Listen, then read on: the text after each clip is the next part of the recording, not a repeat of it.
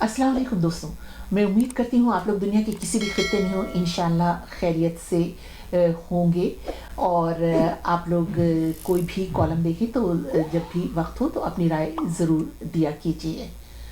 दोस्तों, आपने गुज़श्ता दिनों खबरों में ये सुना होगा कि बॉलीवुड के एक बहुत ही कद आवर और मकबूल अदाकार शाहरुख खान के बेटे आर्यन खान को एक पार्टी के दौरान मुबैना तौर पर मुनशियात के इस्तेमाल का इल्ज़ाम लगाकर गिरफ्तार कर लिया गया और वो लगभग 3 हफ्ते से जेल में हैं। जब तक मैं ये कॉलम रिकॉर्ड कर रही हूँ तो वो अभी जेल में हैं और उनकी ज़मानत नहीं हो सकी है। खुद अदालत का ये कहना था कि उन्हें एक मुबहिम इल्ज़ाम में गिरफ्तार किया गया है। इस केस में बहुत कुछ काबिल तनकीद होने के बावजूद मैं किसी भी मुल्क के कानूनी निज़ाम पर बात नहीं करना चाहूँगी, मगर ये तय है फिल्मी हलकों में इस किस्म की पार्टियाँ कोई गैर मामूली बात नहीं है, ये होती रहती हैं। लेकिन शाहरुख खान के बेटे की गिरफ्तारी और फिर ज़मानत ना होना वैसा कानूनी मामला नहीं है जैसा कि जाहिर किया जा रहा है। तो इस मामले पर बात करने से पहले मैं शाहरुख खान के बारे में अपने कुछ ज़ाती तासुरात आप लोगों को बताना चाहती हूँ। शाहरुख खान बिलाशुबा फिल्मी स्क्रीन के तो बादशाह हैं ही, लेकिन वो ज़ाती ज़िंदगी में भी एक बहुत बाअखलाक इंसान है और मैं उनसे बहुत ही मुतासर हुई थी। ये वाक़या कुछ यूँ है कि शाहरुख खान एक मरतबा BBC के स्टूडियोज़ में आए तो मैंने ये देखा कि वहाँ पर वो मौजूद जो भी स्टाफ था और लोग थे उनसे बहुत ही अच्छी तरह खुश अखलाक़ी से हाथ मिला रहे थे, बात कर रहे थे और इसके बाद फिर उनके स्टूडियोज़ में रिकॉर्डिंग हुई। मेरी एडिटोरियल मीटिंग थी, मैं उसमें चली गई और जिस वक्त मैं एडिटोरियल मीटिंग करके बाहर निकल रही थी कॉरिडोर में तो मैंने दूर से देखा कि शाहरुख खान अपनी रिकॉर्डिंग ख़त्म करने के बाद और काफ़ी लोग भी उनके साथ थे, वो बाहर की तरफ सीढ़ियों से नीचे की तरफ उतर रहे थे। तो मैंने वहीं दूर से आवाज़ लगाई कि शाहरुख खान, मैं तो आपसे मिलना चाहती हूँ, प्लीज़ रुकिए। तो शाहरुख खान वहीं सीढ़ियों पर रुक गए और फिर वहाँ मैं पहुँची और उन्होंने मेरा इंतज़ार किया और सब लोग भी ज़ाहिर है उनके साथ पीछे खड़े रहे और फिर उन्होंने वहीं सीढ़ियों पर मेरे से हाथ मिलाया और मतलब थोड़ी सी हम लोगों ने गपशप की कि बड़ी खुशी हुई आपको मुझे यहाँ देखकर। तो उन्होंने बहुत मुस्कुरा के जवाब दिया, हाँ इसका मतलब है आप मेरी फिल्में देखती हैं और ज़रूर देखा कीजिए, और ये कह के ज़ाहिर है कि वो फिर आगे बढ़ गए। इसके बरक्स जो अमिताभ बच्चन हैं वो भी वहाँ के बहुत बड़े अदाकार हैं, बिलाशुबा बासलाहियत अदाकार हैं और शायद वो अपनी असल ज़िंदगी में अच्छे इंसान भी होंगे।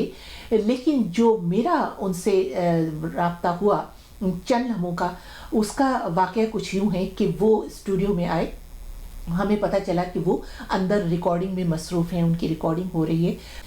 हम लोग जाकर वहाँ स्टूडियोज़ के बाहर खड़े हो गए। हालांकि वहाँ का जो सारा BBC का स्टाफ है, मेरी तरह हम लोगों की बहुत ही डेडलाइंस होती हैं कि जी 2 बजे ऑन एयर जाना है, 3 बजे प्रोग्राम ऑन एयर जाना है, तो हम लोगों के पास इतना वक्त वहाँ पर नहीं होता था। लेकिन उनसे मिलने की ख्वाहिश इतनी शदीद थी कि हम सब लोग वहाँ पर खड़े रहे।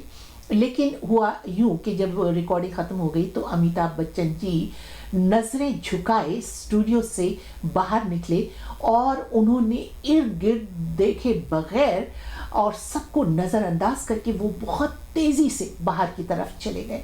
और हम लोग जो वहाँ पर काफ़ी देर से इंतज़ार कर रहे थे, हम लोगों ने बहुत हैरानगी से एक दूसरे को देखा कि अमूमन यहाँ पर ऐसा नहीं होता, क्योंकि अमिताभ बच्चन को भी ये एम तो होगा कि यहाँ पर जो लोग खड़े हैं वो यकीनन BBC का स्टाफ ही है। लेकिन बहरहाल वो तेज़ी से बग़ैर किसी की जानिब देखे चले गए। ये भी नहीं किया उन्होंने कि ज़रा मुस्कुरा के ही देख लेते और फिर चले जाते। यहाँ पर BBC के स्टूडियो, BBC की इमारत में तो शाही ख़ानदान के अफराद भी जब आते हैं तो वो ज़ाहिर है कि हर एक से हाथ तो नहीं मिलाते, लेकिन हर एक की तरफ मुस्कुरा कर देखते हैं, जैसे कि उन्हें बताना चाह रहे हो कि हमें मालूम है कि आप यहाँ पर हैं।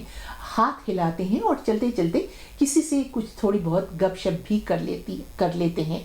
तो बहरहाल अमिताभ बच्चन के इस रवैये से सभी लोग वहाँ पर बहुत मायूस हुए और सिर्फ ये कोई जनूबी एशिया के लोग नहीं थे, बल्कि और सर्विसेज के लोग भी थे। एक दो अरबी सर्विस के लोग भी थे और एक जो है चाइनीज सर्विस के लोग भी वहाँ पर थे। मगर जाहिर है सब लोग बल्कि दिल में थोड़े से शर्मिंदा भी हुए कि उन्हें इस तरह से नज़रअंदाज करके अमिताभ बच्चन बहुत तेज़ी से गुजर गए। तो बाज़ औक़ात ये जो चंद लम्हों में जो आपकी शख्सियत का तासुर बनता है वो आपके जहन से कभी नहीं मिटता। मैं तो यही कहूँगी कि शाहरुख खान एक अच्छे बाअखलाक इंसान भी हैं और मुझे उनके अखलाक ने बहुत मुतासिर किया।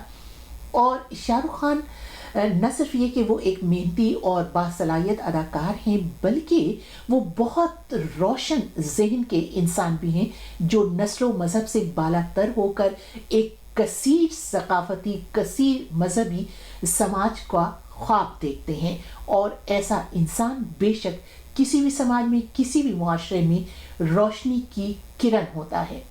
भारत की एक बहुत ही मारूफ और सरकर्दा सहाफ़ी बरखा दत्त, जो अपनी मुतवाज़न और हक़ाइक़ पर मबनी और गैर मुतासिबाना सहाफ़त के लिए बहुत मशहूर हैं, बल्कि इसी वजह से उन्हें अपनी नौकरी से भी, अपनी जॉब से भी हाथ धोने पड़े। सहाफ़ी बरखा दत्त ने अमरीकी रोज़नामे वॉशिंगटन पोस्ट में शाहरुख खान को उम्मीद की एक किरण करार देते हुए ये लिखा है कि कई बरस कबल शाहरुख खान पर मसाइब की कहानी कैसे शुरू हुई।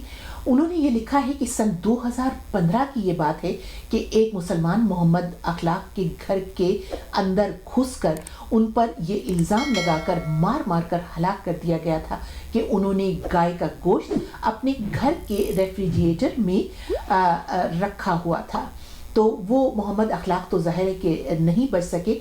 उनके बेटे को भी इस कदर मारा पीटा गया कि उसकी खोपड़ी तक को तोड़ दिया गया। वो बच तो गया मगर बरसों उसकी ज़िंदगी के लाले पड़े रहे।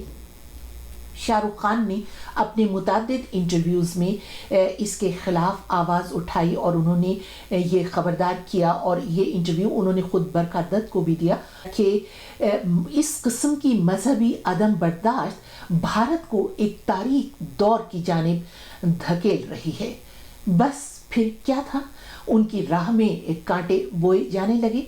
उन्होंने पाकिस्तान की एक बहुत ही अच्छी अदाकारा माहिरा खान को अपनी फिल्म रईस के लिए कास्ट किया। उस ज़माने में दोनों मुल्कों के दरमियान बहुत कशीदगी थी, तो उन्होंने ये चाहा कि दोनों मुल्कों के दरमियान सकाफ़त और फ़न की दुनिया को सियासी कशीदगी से दूर रखा जा सके। मगर उनकी ये फिल्म रईस, इसकी रिलीज़ में इस कदर रोड़े अटकाए गए और इसको रोकने की कोशिश की गई और इसको इस कदर मुतनाज़ी बना दिया गया कि फ़िल्म की प्रमोशन से फ़िल्म की हीरोइन माहिरा खान के तमाम सीन जो हैं वो काटने पड़े। पाकिस्तान में सख्त से सख्त मार्शल के दौर में भी कभी भी खेलों और फिल्म के शोबे में राब्तों की हौसला शिकनी नहीं की गई। मगर वज़ीर आज़म मोदी उससे बहुत आगे बढ़ गए और मोदी सरकार के आने के बाद सब हवाएं ही बदल गईं। बकौल शायर और दानिश्वर जावेद अख्तर के, किसी का हुक्म है सारी हवाएं चलने से पहले बताएं कि उनकी समत क्या है। और वो समत यही तय हुई कि ज़िंदगी के हर शोबे में शाहरुख खान जैसी सोच और आवाज़ का गला दबाया जाए। उसके बाद से यानी जो बरखा दत्त ने अपने इसमें आर्टिकल में लिखा है कि शाहरुख खान बिल्कुल खामोश हैं और उनकी आवाज़ किसी पब्लिक प्लेटफॉर्म पर सुनाई नहीं देती।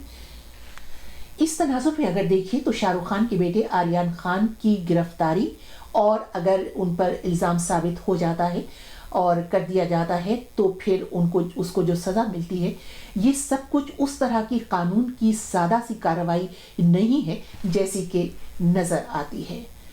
भारत को ये सोचना होगा कि अगर वो अपने मुल्क की एतदाल पसंद आवाज़ों को इसी तरह दबाता रहेगा तो जाहिर है कि उससे मुल्क में शिद्दत पसंदी और इंतहा पसंदी बढ़ेगी, और ये एक ऐसी फसल है जिसको काटते काटते कई नस्लों का मुस्तकबिल अंधेरों में डूब जाता है।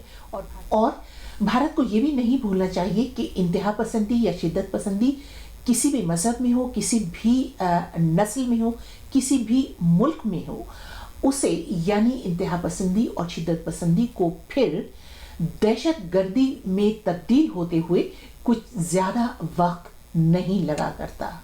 आप लोगों की क्या राय है? ज़रूर लिखिएगा। इजाज़त दीजिए।